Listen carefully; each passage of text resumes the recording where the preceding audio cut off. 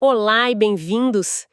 Hoje vamos mergulhar de cabeça no 8º capítulo do 2º livro de Reis. Um capítulo fascinante. Sim. E para guiar a gente, estamos com os comentários de duas bíblias de estudo bem respeitadas, a Roman e a Nova Almeida Atualizada. Certo. E o nosso objetivo aqui é tentar entender como três histórias que parecem, assim, totalmente desconexas. Parece mesmo. Uma sobre justiça divina, outra sobre uma conspiração sangrenta na Síria e a terceira sobre a decadência lá em Judá. Como tudo isso, na verdade, se encaixa? E exatamente essa conexão que torna o capítulo tão genial, sabe? À primeira vista parece uma colagem de eventos, mas o autor está, na verdade, tecendo uma tapeçaria bem complexa. Uma tapeçaria, gostei da imagem. É isso. Ele está nos mostrando como os atos de fé de uma pessoa comum, as ambições de um general estrangeiro e as alianças políticas da realeza, tá tudo interligado, né? Cada fio puxa o outro no grande drama da história. Perfeito. E o primeiro fio dessa tapeçaria é uma história de fé recompensada de um jeito quase cinematográfico. Ok, vamos analisar isso? Vamos lá. A gente reencontra a mulher sunamita. Aquela mesma, sabe, que teve o filho ressuscitado por Eliseu alguns capítulos atrás. Sim, uma personagem muito importante. E ela tá voltando para casa depois de 7 anos. O próprio Eliseu tinha avisado ela sobre uma grande fome e ela obedeceu, foi se exilar na terra dos filisteus. Só que ao voltar, a casa e as terras dela foram tomadas. E é preciso ressaltar a obediência dessa mulher, né? 7 anos é muito tempo. Ela deixou tudo para trás baseada na palavra do profeta. Totalmente. E quando ela volta e encontra o patrimônio ocupado, ela não vai a um tribunal local, nada disso. Ela vai direto ao topo, vai clamar ao rei. É um ato de coragem, de quem acredita que tem direito à justiça. E é aqui que a coisa fica, nossa, fica surreal. Acontece uma daquelas coincidências que são tão perfeitas que parecem roteirizadas. É impressionante. No exato momento em que a mulher entra para falar com o rei, ele tá no meio de uma conversa com Geazi, o servo de Eliseu. Logo Geazi, E o rei tinha acabado de pedir para ele: me conta aí as grandes coisas que o Eliseu já fez. o timing é inacreditável. E fica ainda melhor. Exatamente quando Geazi está contando a história mais fantástica de todas, A ressurreição. é de como Eliseu ressuscitou um menino morto. A própria mulher e o menino entram na sala, o Geazi mal consegue acreditar. Ele diz, meu senhor, o rei é esta mulher e este é o filho dela, a quem Eliseu devolveu a vida. É a prova viva ali na frente dele. Exato. Certo. Eu entendo a visão teológica de que isso é providência divina, uma orquestração perfeita. Mas, olhando de um jeito um pouco mais cético, isso não poderia ser só um recurso literário do autor? É uma ótima pergunta. Quero dizer, um jeito de criar um final feliz e impactante antes de nos jogar nas histórias trágicas que vêm a seguir. Como é que as fontes lidam com essa possibilidade? Então, essa pergunta toca no cerne da intenção do autor. As fontes não descartam a genialidade literária, de jeito nenhum, mas a interpretam como a forma de transmitir uma verdade teológica. Ah, entendi. A colocação dessa história aqui não é acidental. O autor está deliberadamente estabelecendo um padrão. Ele nos mostra um exemplo cristalino de como Deus opera com justiça e restauração para quem confia nele. É um momento de luz, sabe? Um ponto de referência moral. Vejam como o céu age. Exatamente. E ele faz isso para que o contraste com o que vem a seguir, a traição, a violência, a corrupção humana, seja ainda mais chocante. Entendi. Então, a perfeição da cena serve a um propósito maior. Criar um contraste gritante entre a ordem divina e a desordem humana. E o resultado para a mulher é impressionante. Muito. O rei não só devolve tudo, mas ordena que um oficial calcule e restitua toda a renda que a terra produziu nos 7 anos em que ela esteve fora. É uma justiça retroativa completa. Exatamente. É a restauração levada ao máximo. E essa história de luz se torna o pano de fundo perfeito para a escuridão que está prestes a descer. E essa escuridão não demora nada para chegar. É impressionante como o foco muda bruscamente. Sim, a transição é muito rápida. O autor nos tira de Israel e nos joga no centro do poder inimigo, em Damasco. O rei da Síria, Ben-Hadad, está doente. E ele fica sabendo que Eliseu, o famoso profeta, está na cidade. Certo. Aí ele manda o homem de confiança dele, Azael, com um presente gigantesco, a carga de 40 camelos, para fazer uma única pergunta.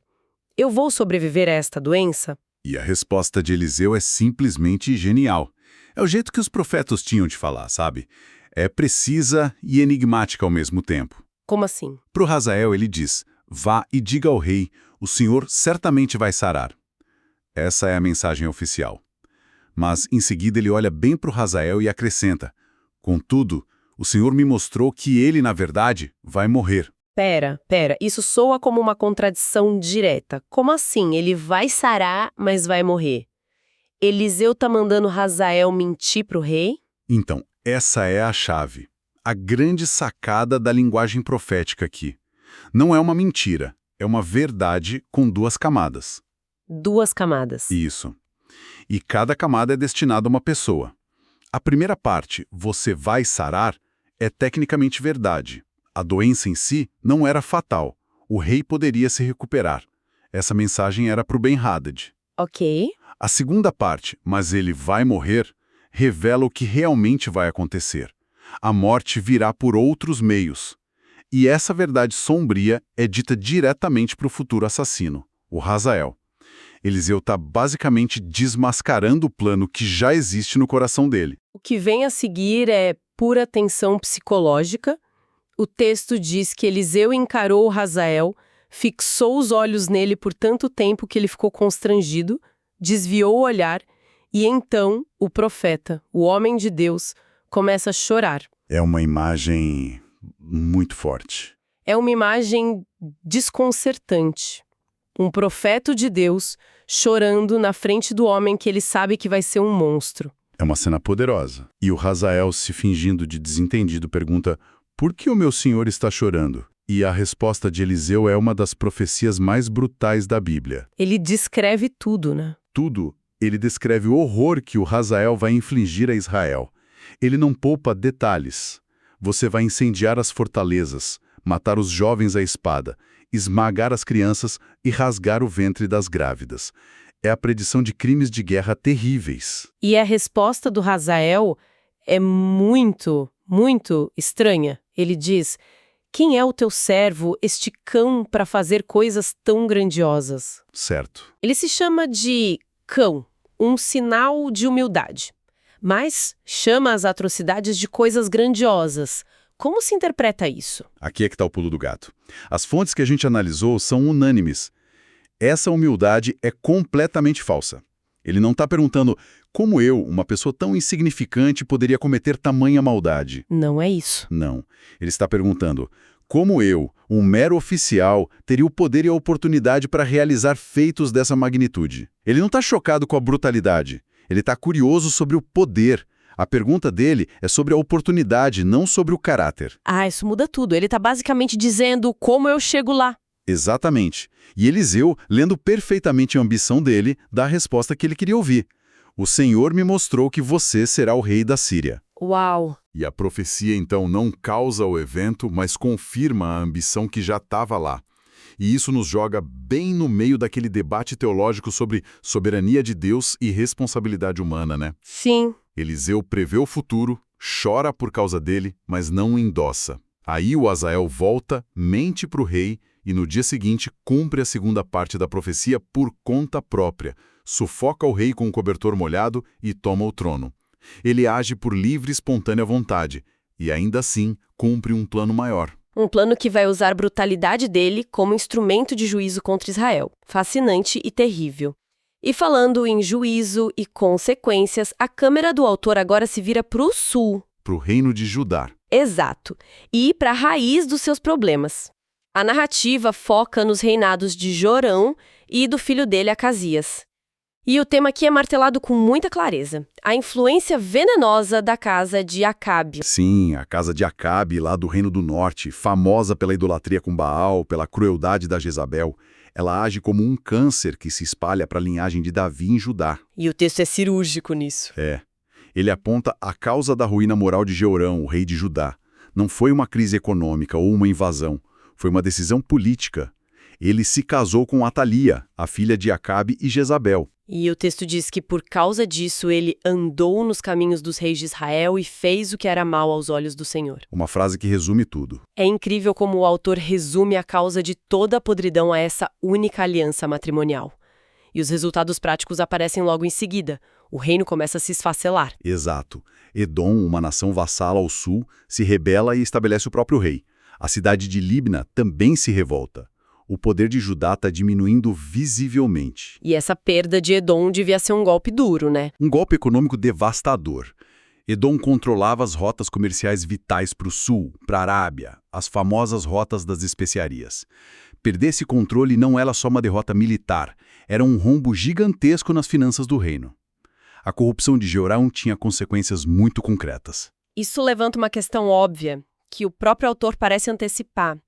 Se o rei era tão ruim e o reino estava desmoronando, por que Deus não acabou com tudo de uma vez? E a resposta que o texto dá é o ponto teológico central de toda a história dos reis de Judá. Qual é? Diz assim: porém o Senhor não quis destruir Judá por amor a Davi, seu servo, a quem tinha prometido que sempre haveria uma lâmpada para ele e seus filhos. Essa imagem, a lâmpada de Davi, é crucial. Certo. A lâmpada é a promessa da continuidade da dinastia dele. Mas, na prática, não parece ser mais do que um salvo-conduto para reis terríveis como Jeorão. Parece que o autor está dizendo que, mesmo na escuridão total, uma pequena chama de esperança continuava acesa. Essa é a ideia. É exatamente essa a ideia, mas com uma profundidade ainda maior. Não é só um salvo-conduto. Essa lâmpada é o fio de esperança que percorre todo o Antigo Testamento, sabe? Ah, tá. O autor está constantemente lembrando ao leitor que, apesar da falha dos reis humanos, a promessa de Deus a Davi, a promessa de um herdeiro, de um reino eterno, não pode ser apagada. Essa lâmpada é a garantia de que a história não termina com a maldade de Jeorão. Ela aponta para um futuro distante e para um rei definitivo da linhagem de Davi. É a semente da esperança messiânica mantida acesa no meio da tempestade. Que perspectiva poderosa! E essa tempestade continua na geração seguinte com Acasias, filho de Jorão. O reinado dele dura só 1 ano. 1 ano só. E o texto é quase um copia e cola do diagnóstico do pai. Ele seguiu o caminho da casa de Acabe porque a mãe dele, a Atalia, era conselheira. A influência continuava firme e forte. E o capítulo termina com o detalhe que parece quase uma nota de rodapé, mas que, na verdade, é o gatilho para a carnificina do próximo capítulo. Qual o detalhe? Acasias, rei de Judá, faz uma aliança com um parente dele, Jorão, rei de Israel, para lutar contra quem? A Azael, o novo rei da Síria, que a gente acabou de conhecer. Certo, tudo se conectando. Jorão é ferido na batalha e vai se recuperar em Jezreel. E o capítulo 8 termina com esta frase: Acasias desceu para visitar Jorão, que estava doente. À primeira vista, parece só uma visita de cortesia a um parente ferido em combate. Mas é o erro fatal. É o momento em que o tabuleiro de xadrez é finalmente arrumado para o checkmate. Uau! Ao colocar os 2 reis corruptos, ambos com laços de sangue com a casa de Acabe, no mesmo lugar ao mesmo tempo, o autor prepara o cenário de forma magistral para a Revolução de Jeú, que virá no capítulo 9. Essa visita de cortesia vai selar o destino dos 2. Uau! Que capítulo! Recapitulando, então, a gente começou com a justiça perfeita e a providência de Deus na história da Sunamita. Uma restauração completa. Depois, fomos para o lado mais sombrio da profecia e da ambição com o Hazael, onde a presciência divina e o livre-arbítrio violento coexistem. Exato. E, por fim, vimos em Judá os efeitos devastadores de más alianças, a corrosão de um reino que só não foi destruído por causa da promessa da lâmpada de Davi. Exatamente. O capítulo demonstra como o destino pessoal, as manobras políticas internacionais e a decadência moral de uma nação tão profundamente interligados. Uma história abre o caminho para outra, construindo uma tensão que está prestes a explodir. Isso nos deixa com uma reflexão final, então. O capítulo nos mostra o plano de Deus se desenrolando de maneiras radicalmente diferentes, De um lado, através de um milagre de timing perfeito para restaurar uma mulher fiel, Certo? do outro, através das ações brutais e da vontade assassina de um usurpador ambicioso.